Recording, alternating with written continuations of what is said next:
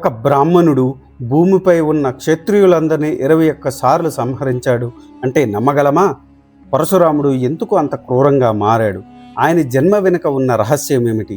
ఒక చిన్న తప్పు ఎలా భయంకరంగా వినాశనానికి కారణమైంది? ఈరోజు మనం తెలుసుకోబోయేది మహాభారతంలోని అత్యంత భయంకరమైన కథల్లో ఒకటి పరశురాముని పూర్తి గాథ. వీడియో చివరి వరకు చూడండి, మీరు విన్నదే మిమ్మల్ని షాక్ చేస్తుంది. శ్రీకృష్ణుడు ధర్మరాజుకు పరశురాముని జన్మ వృత్తాంతం ఈ ప్రకారం చెప్పసాగాడు. ధర్మనందన, పూర్వము జహ్నుడు అనే రాజు ఉండేవాడు. అతని కుమారుని పేరు ఉజహ్నుడు. అతని మనవడు వల్లభుడు. ముని మనవడు కుశికుడు. కుశికుడు ఘోర తపస్సు చేసి ఇంద్రుడిని ప్రసన్నం చేసుకున్నాడు.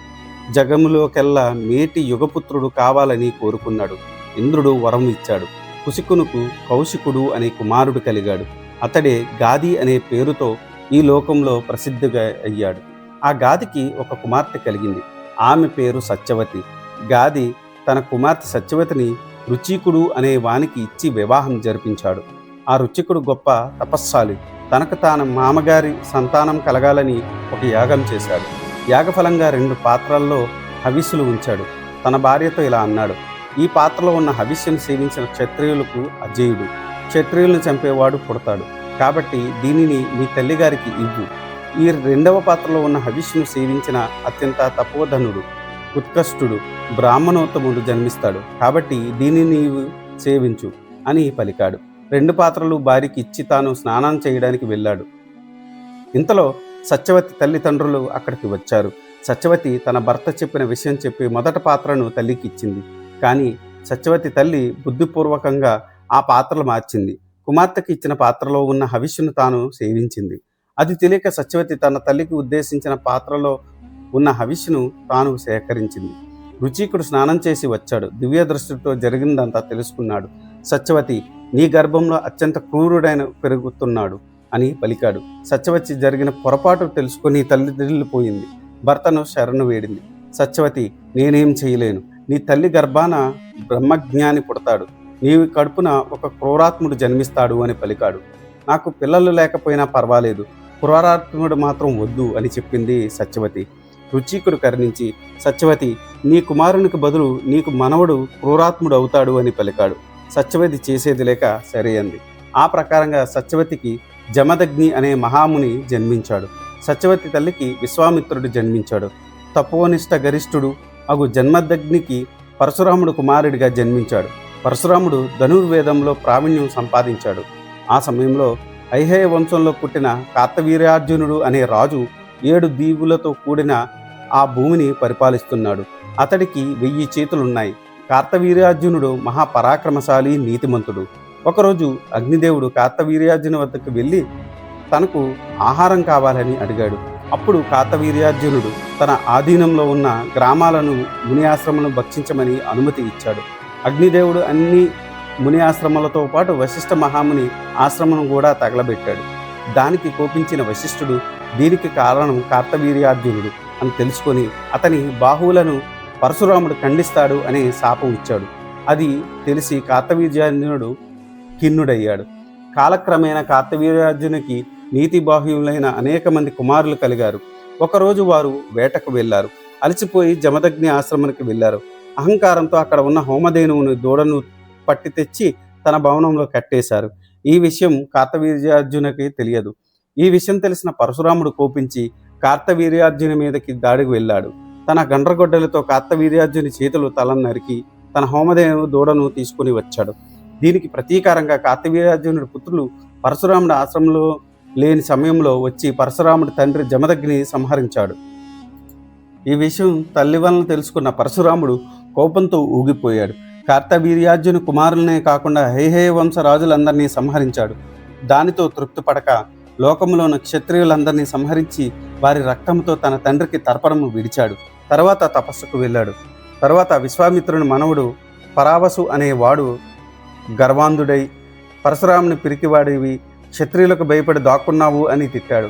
ఆ మాటలకు కోపించి పరశురాముడు బాలురు, వృద్ధులు అని కూడా చూడకుండా క్షత్రియులందరినీ తొడముట్టించారు.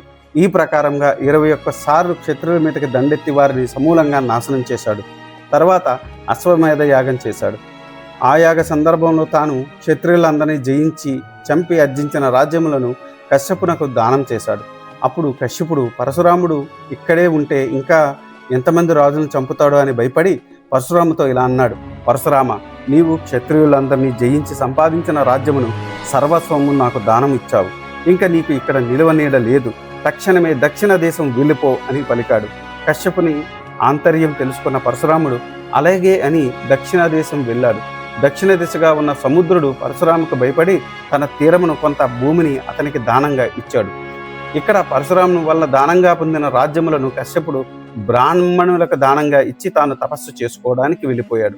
అప్పటి నుండి ఈ భూమి కాశ్యపి అనే పేరుతో పిలువబడుతుంది. తర్వాత కొన్నాళ్లకు వైశ్యులు, శూద్రుల్లో ప్రముఖులు గర్వించి బ్రాహ్మణులకు దానంగా ఇచ్చే భూమిని ఆ బ్రాహ్మణుల భార్యలను బలవంతంగా అపహరించి దానితో బ్రాహ్మణులు కూడా అదుపు తప్పారు. వారి ధర్మమును విస్మరించారు. మద్యపానమును, దొంగతనములకు పాల్పడడం, ఇతరుల భార్యలను అపహరించడం మొదలగు అకృత్యాలకు పాల్పడ్డారు. వారు చేయవలసిన యజ్ఞయాగములు మరిచిపోయారు. ధర్మము అంతరించి అధర్మము రాజ్యమేల సాగింది. ఆ అధర్మాన్ని భరించలేక భూదేవి కుచించుకుపోయింది. అది చూసిన కశ్యపుడు తన ఊర్లోతో భూమిపైకి ఎత్తాడు. అప్పటి నుండి భూమికి ఊర్వి అని పేరు కూడా సార్థకనామమైంది. భూదేవి ఆలోచించింది, ఒక క్షత్రియులు మాత్రమే దండనీతి ప్రయోగించి ఈ భూమిని రక్షించగలరు అని అనుకుంది. కశ్యపుడిని చూసి ఇలా అంది: ఓ మునీంద్ర, పరశురాముడు చంపగా మిగిలిన క్షత్రియులు ఇంకా అక్కడక్కడ జీవించి ఉన్నారు.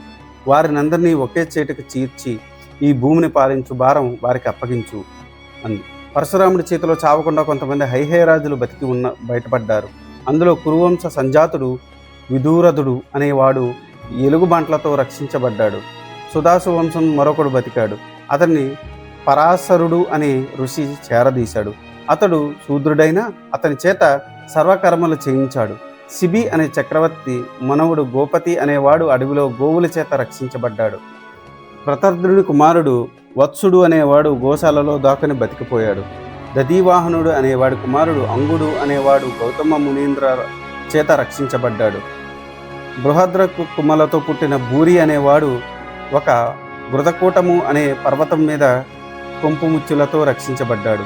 మరుత్తులు సంతానమైన ముగ్గురు 4 ఏళ్ల వయసు కలవారు సముద్రం చేత రక్షించబడ్డారు. వీరందరూ ఉత్తమ క్షత్రియులు. వీరు ఈ భూమిని సమర్థవంతంగా పాలించగలరు అని చెప్పింది భూదేవి. ఆ ప్రకారంగా కశ్యపుడు ఆ రాజులందరినీ పిలిపించి వారికి ఈ భూమిని అంతటినీ పంచి ఇచ్చాడు. వారి నుంచి అనేక రాజవంశాలు ఉద్భవించాయి. ఈ ప్రకారంగా ఉద్భవించిన రాజవంశములన్నీ ఈ మహాభారత యుద్ధంలో సర్వనాశనం అయ్యాయి. కానీ అక్కడక్కడ కొంతమంది యుద్ధములో చావకుండా బతికి బయటపడ్డారు అని చెప్పాడు కృష్ణుడు. తరువాత వారు ఉగావతి నదీ తీరంలో అంపశయ్య మీద పడుకున్న భీష్ముడి వద్దకు చేరుకున్నారు. అందరూ తమ తమ రథములు దిగారు. ఇదే పరశురాముని గాథ. ఒక చిన్న తప్పు ఎలా మహాముని వినాశనానికి దారితీసిందో మనం చూసాం. ధర్మం కోసం పోరాడిన యోధుడా, లేక కోపంతో ప్రపంచాన్ని మార్చిన వినాశకుడా? మీ అభిప్రాయం కామెంట్స్లో తప్పకుండా చెప్పండి.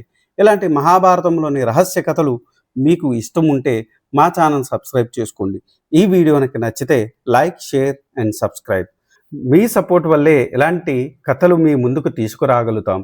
మళ్ళీ కలుద్దాం మరో అద్భుతమైన కథతో. జై శ్రీకృష్ణ.